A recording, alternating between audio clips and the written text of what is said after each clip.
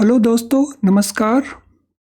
क्या आपने किसी बैंक से कोई लोन ले रखा है, जो car loan, auto loan, home loan या किसी प्रकार का और कोई लोन हो? क्या आपको आपके क्रेडिट स्कोर में, जो सिबिल का स्कोर आमतौर के ऊपर कई बार हम बोल देते हैं, क्या उस स्कोर को लेकर के आपको कोई परेशानी हो रही है? तो इसके लिए अब रिजर्व बैंक ऑफ इंडिया ने आपके लिए कॉम्पनसेशन की गाइडलाइंस इशू की हैं। तो कॉम्पनसेशन ये आप ले सकते हैं क्रेडिट इंफॉर्मेशन कंपनी से, तो जो सिबिल है या दूसरी क्रेडिट इंफॉर्मेशन कंपनीज हैं जो आपके स्कोर को मेंटेन करती हैं, या ये कॉम्पनसेशन आपको मिलेगा क्रेडिट इंस्टीट्यूशन से, जैसे बैंक है, हाउसिंग फाइनेंस कंपनीज हैं, नॉन बैंक फाइनेंस कंपनीज हैं, जहां से आपने लोन ले रखा है। रिजर्व बैंक ऑफ इंडिया की ये गाइडलाइंस केवल बैंक बोरोर्स को इम्पॉर्टेंट नहीं है, ये गाइडलाइंस जो लोग बैंक में काम करते हैं, पर्टिकुलरली बैंक के लोन डिपार्टमेंट में जो काम करते हैं, तो ये नई गाइडलाइंस उनके लिए भी इक्वली इम्पॉर्टेंट हैं। तो इन गाइडलाइंस में कॉम्पनसेशन कैसे मिलेगी, कॉम्पनसेशन के लिए एप्लीकेशन कहाँ पे डालनी है, तो all this we are going to discuss तो हम इस सभी को डिस्कस करने जा रहे हैं। तो चलिए कॉम्पनसेशन से रिलेटेड इन गाइडलाइंस को डिस्कस किया जाए। Friend, reserve bank of India ने ये गाइडलाइंस 26 अक्टूबर 2023 को इशू की, और ये गाइडलाइंस इशू की CICs के लिए, यानी जैसे सिबिल है, और CIs के लिए जैसे बैंक्स हैं। तो उनको इम्प्लीमेंट करना एक फ्रेमवर्क, अगर वो क्रेडिट इंफॉर्मेशन को सही करने में, अपडेट करने में, रेक्टिफाई करने में देरी करते हैं, तो उस केस में उनको कॉम्पनसेशन पे करना पड़ेगा। एज ए बोरोर, अगर आपके क्रेडिट इंफॉर्मेशन में किसी प्रकार की कोई डेफिशिएंसी है, किसी प्रकार की कोई कमी है, और आप उस कमी को रिमूव कर देते हैं और फिर रिक्वेस्ट करते हैं बैंक को कि आपकी ने उस डेफिशिएंसी को रिमूव कर दिया है, तो आपके रिकॉर्ड को अपडेट कर दिया जाए, आपके रिकॉर्ड को रेक्टिफाई कर दिया जाए। अगर ऑन टाइम, एक गिवन टाइम के अंदर अगर ये रेक्टिफिकेशन नहीं किया जाता, अगर इसको सही नहीं किया जाता, तो फिर क्रेडिट इंस्टीट्यूशन को या क्रेडिट इंफॉर्मेशन कंपनीज को कॉम्पनसेशन पे करना पड़ेगा आपको। तो ये कॉम्पनसेशन कितना है और ये टाइम लिमिट्स क्या क्या हैं, तो चलिए देखते हैं उनको। Complainant, that is the customer, is entitled to compensation of ₹100 per calendar day. तो ये कॉम्पनसेशन का रेट क्या रहेगा? ₹100 पर कैलेंडर डे का रेट रहेगा, अगर कंप्लेंट को रिजॉल्व नहीं किया जाता with in a period of 30 calendar days. तो 30 दिन के अंदर अगर उसको अपडेट नहीं किया जाता या रेक्टिफाई नहीं किया जाता, तो फिर कॉम्पनसेशन आपको प्रोवाइड किया जाएगा बाय CI और बाय CIC। सो CI मीन्स वो बैंक जिससे आपने लोन लिया है, CIC जो क्रेडिट इंफॉर्मेशन कंपनी है, जैसे सिबिल है। CI shall pay compensation if it failed to send updated credit information to CIC within 21 calendar days of being informed by the complainant।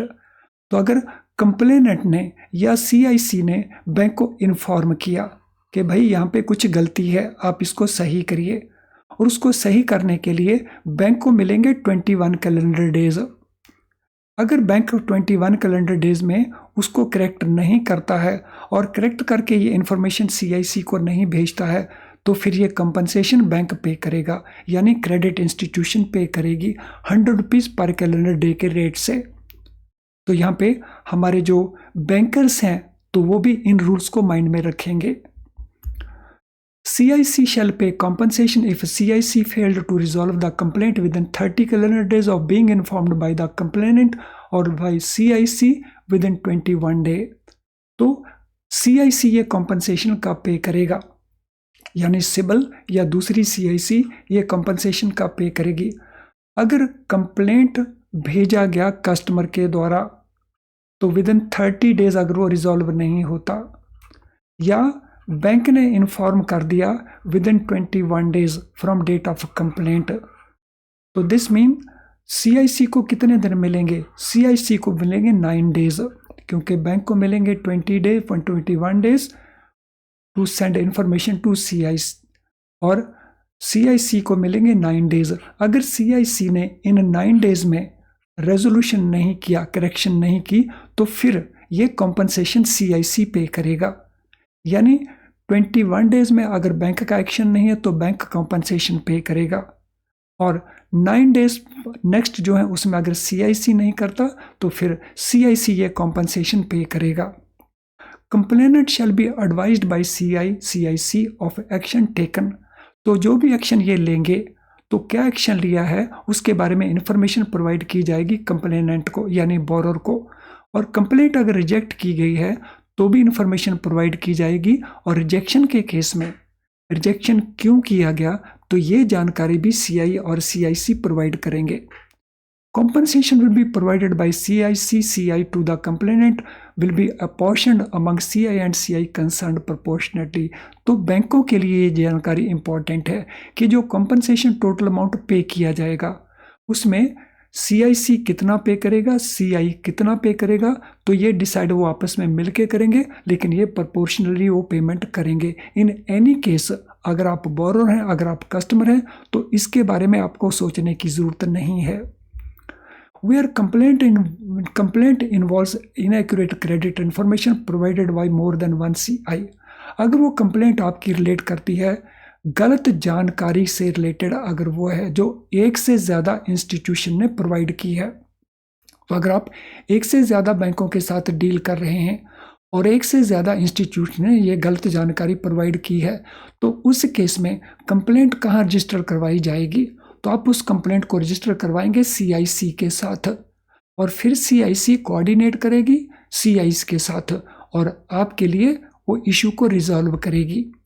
Date of resolution, तो resolution का date कौन सा माना जाएगा, क्योंकि 30 डेज का टाइम लिमिट है जिसके अंदर इसको रिजॉल्व होना है। तो रेजोल्यूशन का डेट कौन सा माना जाएगा, जब आपको यानी कस्टमर को revised rectified credit information available हो जाएगी आपके पोस्टल एड्रेस के ऊपर या आपके ईमेल आईडी के ऊपर, तो मान लिया जाएगा कि वो रिजॉल्व इशू हो गया है। तो रिसीट ऑफ दैट इंफॉर्मेशन, तो वो मानी जाएगी आपकी जो जिस डेट को उसको भेजा गया। Not receipt by you but sent by CIC और sent by CI। Onus of providing accurate details will be with the complainant. सही जानकारी प्रोवाइड करना ये रिस्पॉन्सिबिलिटी कस्टमर की रहेगी। CIC या CI इसके लिए किसी प्रकार से रिस्पॉन्सिबल नहीं होंगे। Compensation amount shall be credited to bank account of the complainant within 5 working days of resolution of the complaint। जो कंपनसेशन का अमाउंट है डिले पीरियड के लिए, वो कितने पीरियड में आपके बैंक अकाउंट में क्रेडिट होगी, तो कस्टमर के बैंक अकाउंट में वो विदिन 5 वर्किंग डे क्रेडिट हो जाएगी। कब से, जब से कंप्लेंट को रिजॉल्व किया है।